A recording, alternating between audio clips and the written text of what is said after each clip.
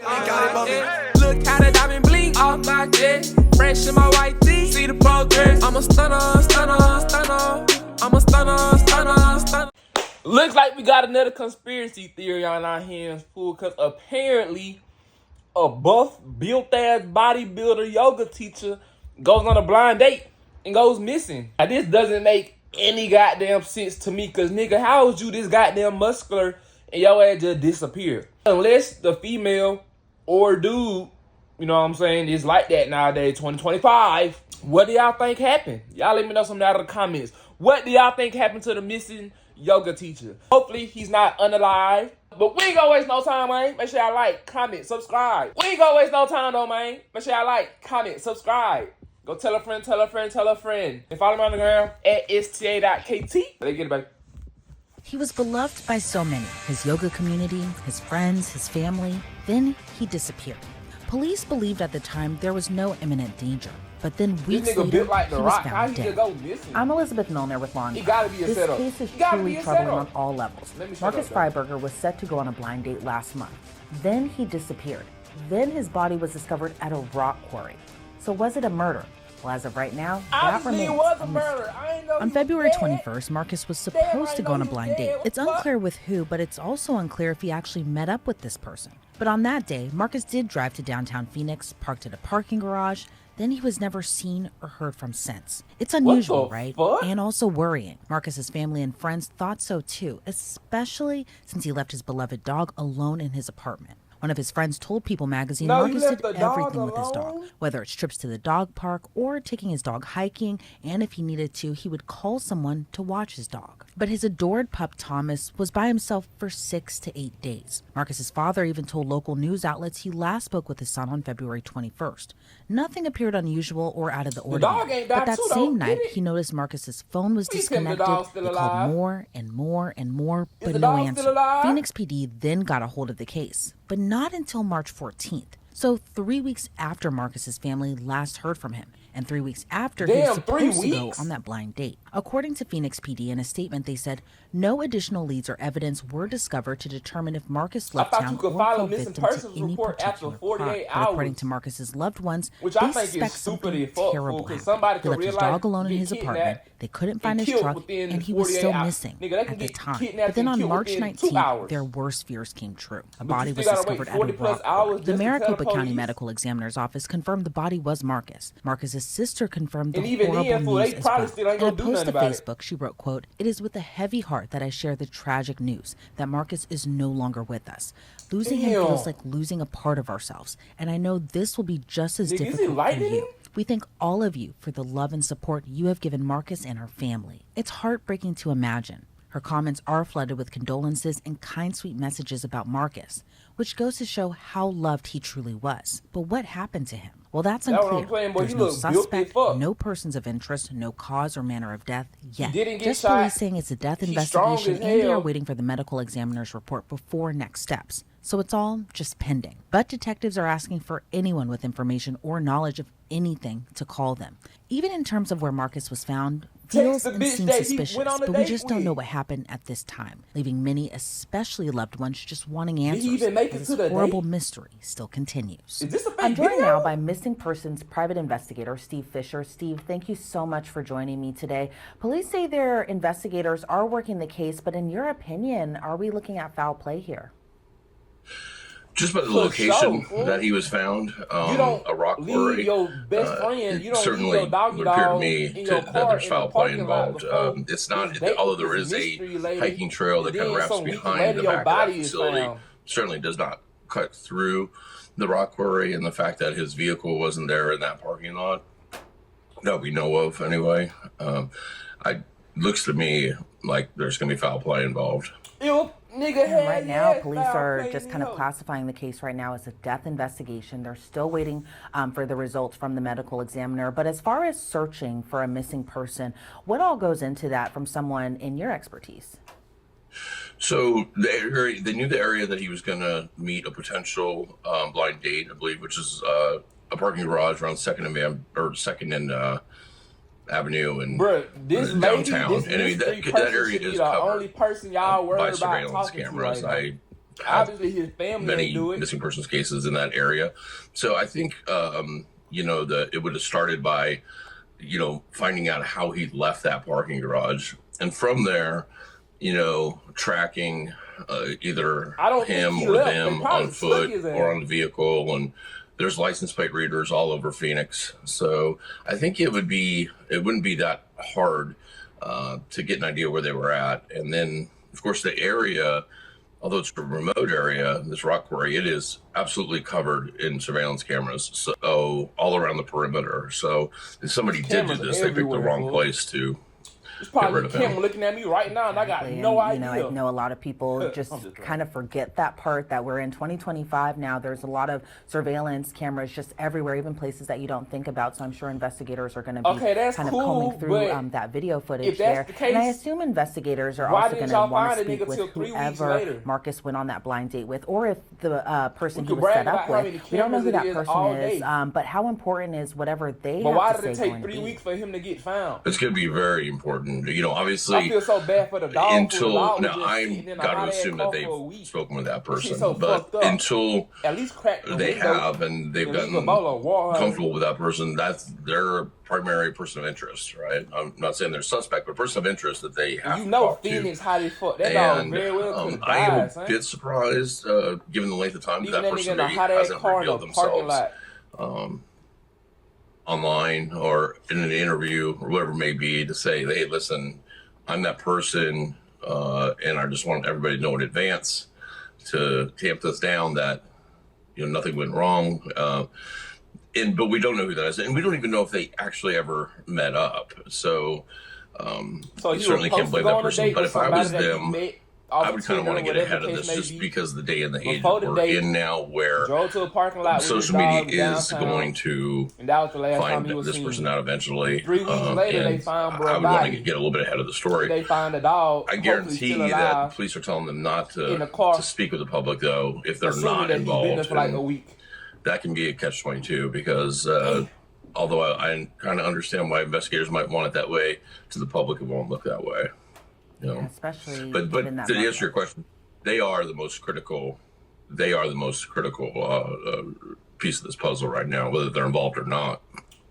Yeah. They definitely want to talk to you. Marcus seems so beloved by the yoga community there, as well as just all of his friends from the various places that he had lived. And I think oftentimes, true crime watchers, when they hear a case like this, that a person goes missing after a blind date or was going to meet up with someone for a blind date, that the conclusion is kind of quick to come to the person, whoever that person may have been that Marcus was going on that date with. But in your opinion, should we be jumping to that conclusion, especially given the possibility they may not, or we may not know at this, we don't know at this time, but given the conclusion that they may not have met that day. It's so dangerous to come to these conclusions. Unfortunately, we see it in virtually every case now, and I do a lot of Amber Alert cases, and we see it against the parents. People automatically assume the parents are involved, or just anybody that's named with this person, the last person that could have been with them. This person is critical to investigation, but likely could be critical as a witness, somebody that could help get justice if justice needs to be served, not as the suspect. Could they be? Sure. Everything's on the table right now. But you can't, it's so dangerous too. And like you said, this is a person, yoga is a passion of mine, and I'm familiar with these studios in the Phoenix area because I'm licensed out there. So I work there a lot. He's got a very good reputation, very likable guy, and you got to assume that he probably attracts those type of people into his life. And, so this person is very important, whoever it was that he was going to meet up with. Okay, we understand. We're talking about the mystery. That doesn't mean that they're a suspect. That means they can be very important to put the pieces together. But social media has got to see who the fuck you were talking to stop this rush to judgment, because the internet's forever, and these accusations weigh heavy on people. They really do. And so many times, I do understand that, fool.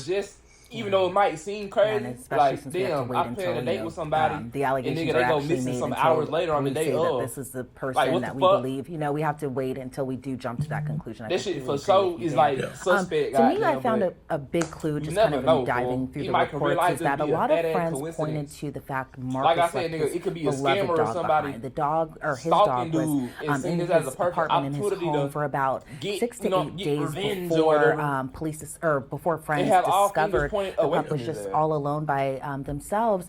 What do you just kind of make of Marcus leaving his beloved dog alone? Do you think that kind of points more towards, you know, the possibility this was foul play?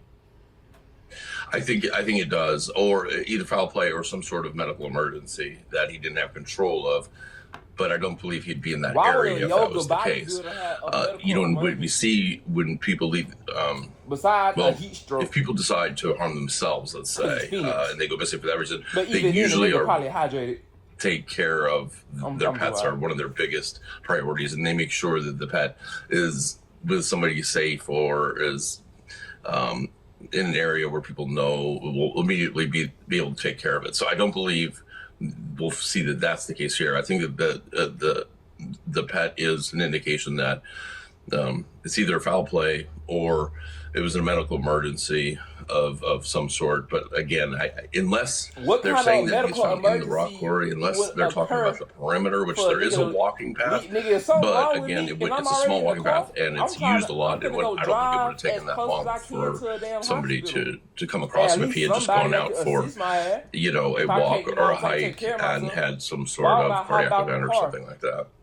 So I think it leads. There's foul play is a good possibility here. Given you're familiar with that area, is there a lot of parking nearby where the quarry is, given that investigators and Marcus's loved ones are still looking for his hop out of a car in the fat-ass parking garage? There's another big piece of the puzzle, right? Where is that? And then his body was found with all the license plate readers in a whole different place. We have nowadays, if the nigga died and Phoenix is covered with them, and especially that area downtown. Trying to get to a hospital. Now, they might have the truck. I will say I've dealt with on the 5th, 6th floor. Phoenix PD many times, and I have some recent missing person homicide cases with them. They are slow with the information. So they could have it and just not be saying. Check the phone, check the camera. My guess is that with all the cameras along that particular around that quarry, they have these portable surveillance camera stations every 150 feet or so. You can literally go on Google Maps and do Street View, and you can see them all because they have so much equipment there. And plus, it's a dangerous area because of a quarry and there's machinery. So. That person, or him arriving there, I believe, will be captured on video. If it's foul play, my guess would be they know who they're looking for right now. They're just looking for that person and probably keeping a low profile. But I imagine them and the marshals are probably zeroing in on somebody.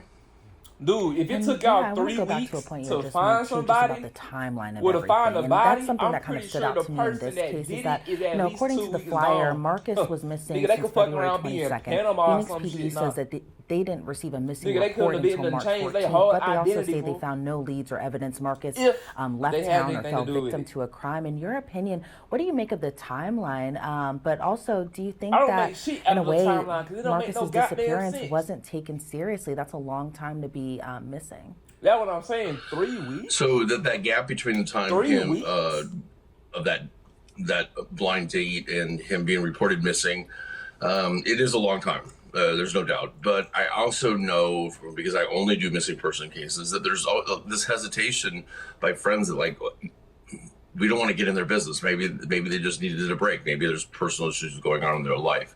Now, that is a long time to report it. But we also find out that the medical examiner had his body for several days, before that was disclosed. And I know that they said that they ID'd him through fingerprints. So that should have been a same-day process because they literally roll the prints electronically in the intake of the medical examiner, now so that they know from the FBI database to a coroner too, goddamn. instantly. And so long as they can make notification to the family, which I believe that they were able to do because they were known. It shouldn't have taken that long. I don't know why these gaps are.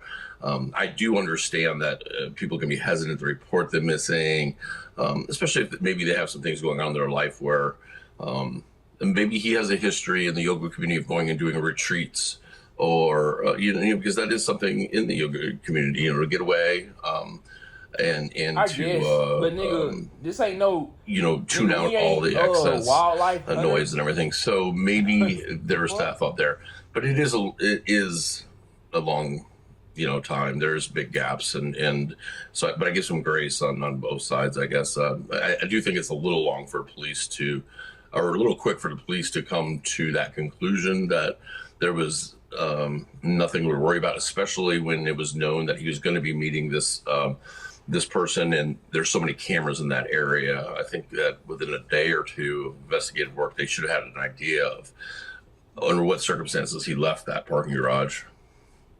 And I'm interested to hear your thoughts on the urgency when it comes to missing adults. Obviously when children go missing, there's an Amber Alert and everyone is quick to go and investigate these types of cases. But with adults, it doesn't seem that the urgency, in my opinion, is always there. Because like you had mentioned before, there's a lot of explanations you can do, especially when it comes to adults. Maybe they wanted to get away, maybe they were off, didn't tell someone, that type of thing. But what do you make of just kind of the differences girl got framed between and it was somebody that when he might have adults had go beef with or missing something, versus when children do?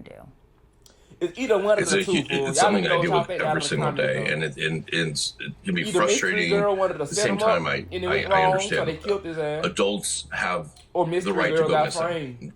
We don't have to tell somebody if we don't want to. And unfortunately, law enforcement will lean on that a lot. And say, listen, they have a right to privacy. However, now, unless they have medical conditions where they can be classified as at risk, then they're actually not looking for the person. They'll put them in the NCIC database, and if they have contact with law enforcement, they'll be flagged to make sure that they're okay. But they're not looking for them. But there's got to be more. There's got to be some protocols. There's got to be an in-between, because when you have enough people in that person's life to say, listen, this is completely out of character for the person. This does not match their MO. This is a 45-year-old man who's never done anything like this before, who doesn't have this history, who does always check in with certain people, whose social media or devices don't go offline. It can't be so black and white where it's like either they have a medical condition that puts them at risk, or they're a voluntary missing person. I just feel like there's got to be an in between. There are a lot of people that call law enforcement and use them as a service to find friends that they just haven't seen in a week or two or whatever, unfortunately, and that kind of bogs down the system, because you get all these people put into the missing persons you just can't databases. But cases like this where they waited a while to report it in the first place, and had a lot of people saying, listen, something's wrong.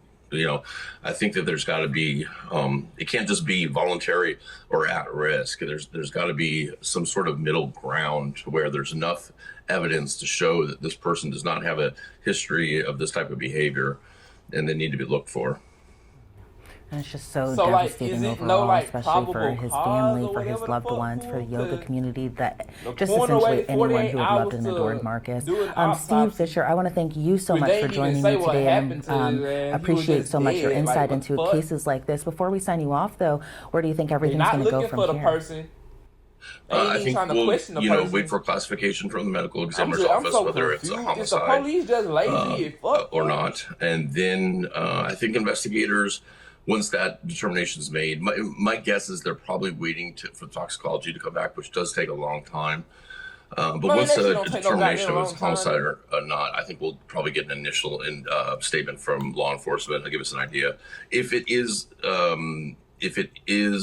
foul play. My guess would be in the next 1 to 3 days we'll see an arrest. I think that they know who they're looking for at this point, and they're just looking for them. And of course, we're all kind of hanging tight to see what happens next, what that toxicology report reveals, or just the medical examiner report reveals in general. Again, Steve, thank you.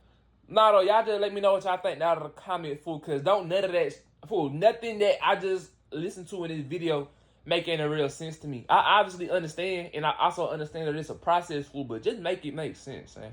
Y'all let me know what y'all think happened down in the comments, fool. It got to be either one or two things, fool, just some crazy, like,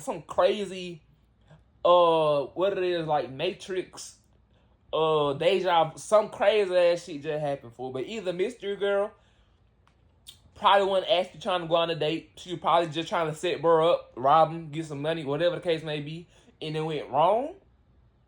So she might have got some help, fool, or she might have just did it herself. Even if the mystery person is a girl, you never know. But fool, either Mystery Girl goddamn try to rob, bro, you know what I'm saying, set up robbery gone wrong, goddamn, gotta dump the body, or like I said, somebody tried to frame Mystery Girl. I don't know. Y'all let me know what y'all think about that, though, down in the comments, man. That's it for this video, man. Make sure y'all like, comment, subscribe. Now I'm gonna see y'all next video, man. Big brrr. Look how the diamond blink off my chest. Fresh in my white tee. See the progress. I'm a stunner, stunner, stunner. I'm a stunner, stunner.